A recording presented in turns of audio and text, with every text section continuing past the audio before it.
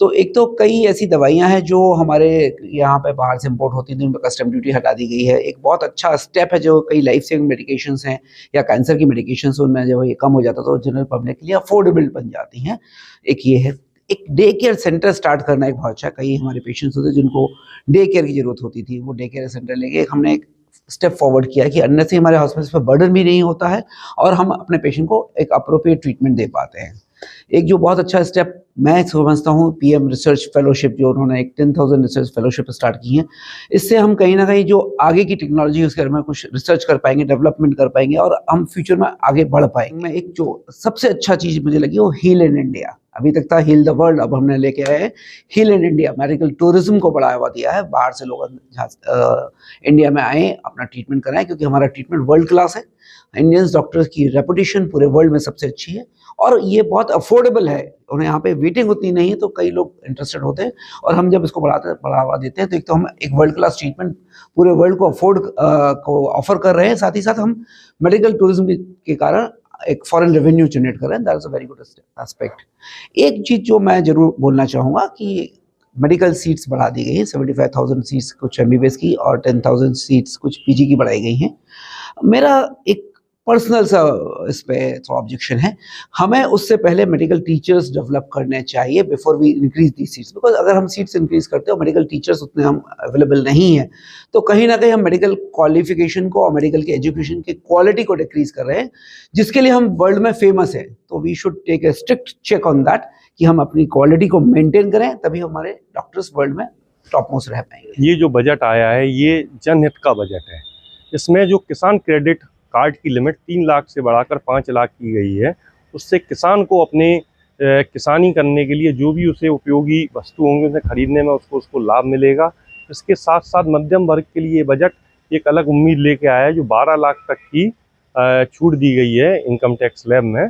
उससे देश के विकास में आम जनमानस का जुड़ाव होगा और भाजपा और देश के प्रधानमंत्री माननीय नरेंद्र मोदी जी ने ये बजट लाकर देश को नए विकास के लिए उत्पर किया। ये बजट पूरी तरह से जनहित में प्रतिबद्ध है देश के विकास के लिए। ये पहला बजट ऐसा है शायद जहां पर मध्यम वर्गीय को टैक्सेशन पॉइंट ऑफ व्यू से काफी अच्छा रिलीफ दिया गया है।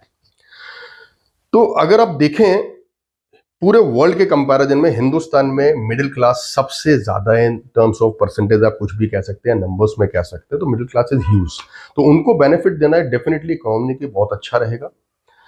अगर हम देखते हैं कि आज के संदर्भ में अगर 12 लाख तक की इनकम पर कोई भी टैक्स नहीं है, तो इसका मतलब है कि महीने में लगभग 1 लाख रुपए कमाने वाले व्यक्ति को, जो कि हमारे यहाँ बहुत ऐसी संख्या में लोग हैं, इसका फायदा ये होगा कि जब उनको टैक्स नहीं देना पड़ेगा, हमारी कोशिश ये रहती है हमारे यहाँ के ज्यादातर लोगों की कि उनको टैक्स ना देना पड़े और हायर लिमिट तक वो अपना कुछ कहीं ना कहीं अपनी इनकम शो कर लें। तो ऐसे में 12 लाख रुपए तक अगर उनके बैंक में रहता है तो उसका बेनिफिट ये होता है कि एक तो ई कॉमर्स प्लेटफॉर्म के लिए काफी अच्छा है, क्योंकि अगर बैंक्स में पैसा होता है तो यूपीआई या ऑनलाइन परचेस में काफी एक्टिव हो जाते हैं लोग। दूसरा, अगर बैंक में पैसा रहता है तो वो बैंक का पैसा, नंबर 1 का पैसा कहीं ना कहीं एक प्रॉपर यूटिलाइजेशन होता है, सेविंग्स में, इन्वेस्टमेंट में, दोनों जगह जाता है। सेविंग्स में आरडी एफडी के फॉर्म में जा सकता है, तो इससे बैंक्स को बड़ा फायदा होगा बिकॉज उनके पास लिक्विडिटी क्राइसिस था, तो उनके पास भी डिपॉजिट्स आएंगे। क्योंकि पीछे का रुझान ये था कि मैक्सिमम पैसा एसआईपी के थ्रू म्यूचुअल फंड्स में जा रहा था, तो कुछ पैसा अब यहाँ डाइवर्ट होगा और एसआईपी में भी फायदा ही होगा बिकॉज चूंकि नंबर 1 का पैसा है बैंक में पड़ा है, तो लोग कहीं ना कहीं इन्वेस्टमेंट करेंगे और सबसे सुगम तरीका एसआईपी के माध्यम से म्यूचुअल फंड्स के जरिए शेयर मार्केट में या इक्विटी मार्केट में लगाने का है, जहां देश में ग्रोथ की अपार संभावनाएं हैं। तो उस इन्वेस्टमेंट से भी वो बेनिफिट उठाने का प्रयास करेंगे ही करेंगे। मेरी समझ में ये बजट बहुतों बजट से कुछ अलग ही है, कुछ विशेष है। इसका देश की इकनॉमी पे बहुत असर पड़ेगा और मोदी जी के हर काम में एक नयापन होता है और मोदी जी हर नामुमकिन को मुमकिन भी बना देते हैं। उनकी जो सोच है कि हम देश में एक बहुत थर्ड वर्ल्ड इकनॉमी की तरफ बढ़ेंगे, उस उद्देश्य से ये बजट का उन्होंने सृजन किया। भविष्य ये तय बताएगा कि इसका कितना इम्पैक्ट भारतीय अर्थव्यवस्था पे पड़ेगा।